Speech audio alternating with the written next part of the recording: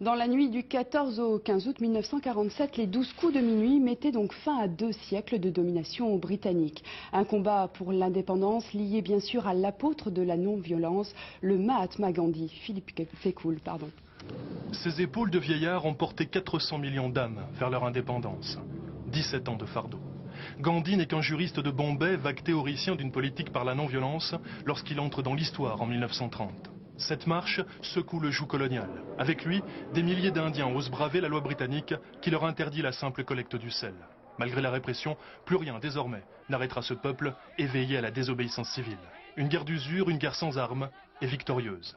Lord Mountbatten sera donc le dernier vice-roi des Indes. Avec Gandhi, il prépare le retrait de la couronne qu'il annoncera lui-même au Parlement indien. En ce jour historique où l'Inde prend sa place de nation libre et indépendante au sein du Commonwealth, dans le monde entier, tous les amoureux de la liberté voudront partager vos réjouissances.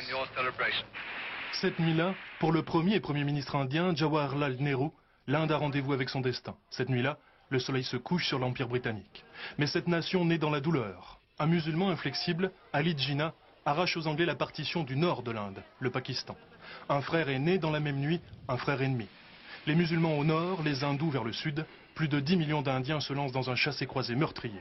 Entre 500 000 et 2 millions d'entre eux mourront en chemin, massacrés sur les routes.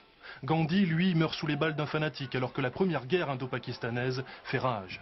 50 ans et 3 guerres plus tard, les deux pays se font toujours face, sur une frontière à vif.